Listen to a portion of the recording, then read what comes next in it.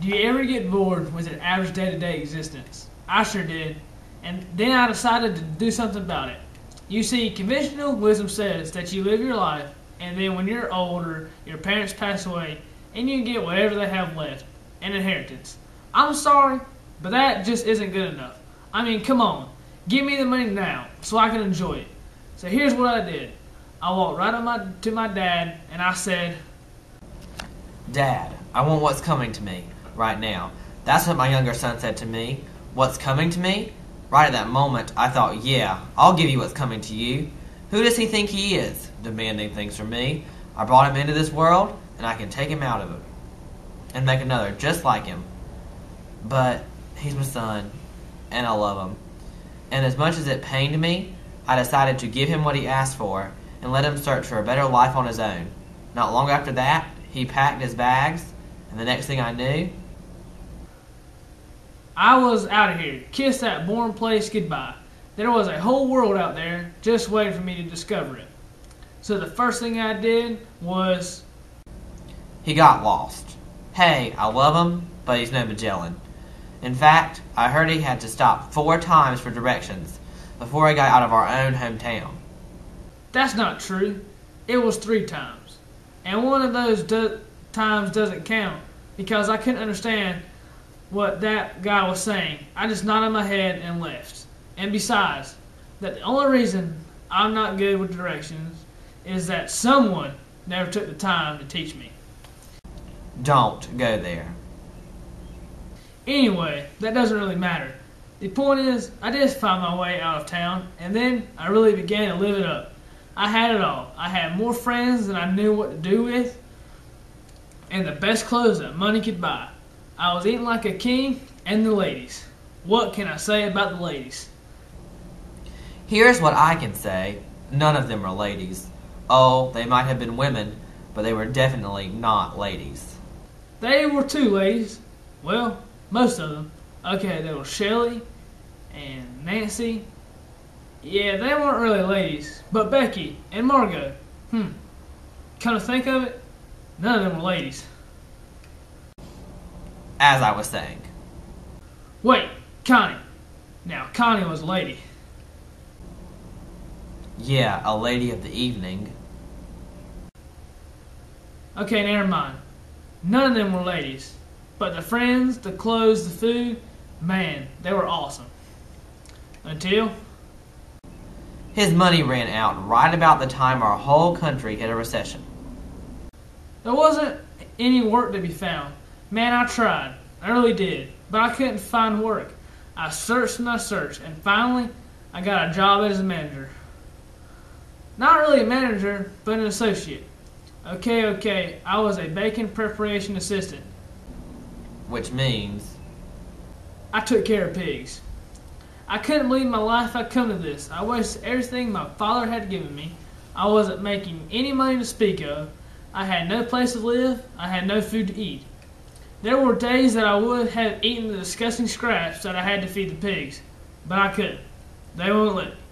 So with hunger pains as a constant reminder of how I had squandered my life away, I lived a life of misery day after day. Day after day, I watched and I waited, and I ached in my heart as only a parent can do for his child. Most importantly, I never gave up on him. I believed that one day he would return. I just knew one day. One day it hit me, and I realized that back at my father's house, his loyalist workers were doing better than I was. They had a place to live, they had food to eat. Heck, they were living like kings compared to me, and so I wondered. What if he never comes to his senses? What if he doesn't come back? What if I never see him again? Again and again, I ran things through my head as I made the long journey back to my father's house. I knew what I would do. I would humbly ask him to hire me as one of his workers. I couldn't ask him for a handout. I had no right to ask him to take me back as his son. But maybe he would let me work for him, just maybe. Maybe today he'll come home, was a thought that ran through my head all day, every day. Maybe today I'll be sitting here waiting and watching, and I'll see him appear off in the distance as he makes his way back home. Home. It's a word that describes so many things. Comfort, care, security, acceptance, love. and now I was just a few hundred yards away from it. It was a beautiful day. I was sitting on my porch enjoying a cool breeze when I saw him.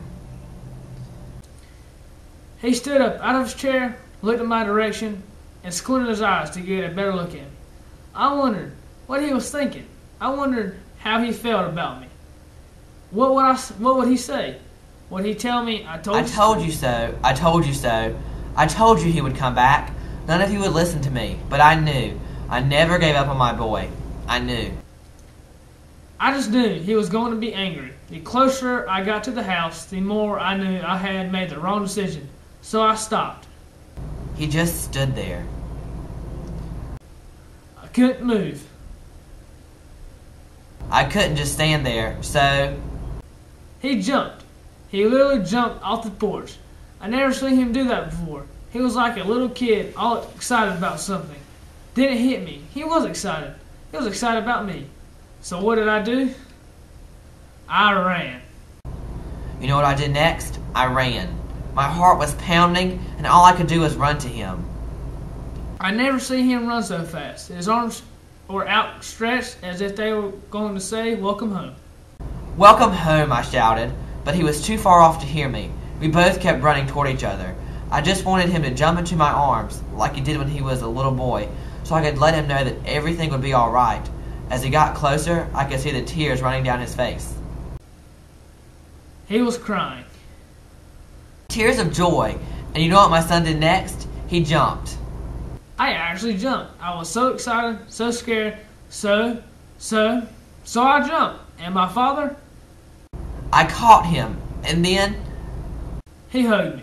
My father embraced me like only a father can. "I'm so sorry," I told him. "Please forgive me. I don't deserve to be called your son." My son is back. Bring him clean clothes and put shoes on his feet. Prepare a meal, no, a feast. For my son will no longer live as an orphan. Today we celebrate, for all our dreams have come true. I guess it was hope that kept me going. I hoped that my father would have mercy on me. I hoped that in some way he would take me back. A hope that I would be forgiven. Forgiven. All is forgiven. I'll never bring it up again. There's no anger. There's no blame. There's nothing but joy. For my child was lost, but now he is found.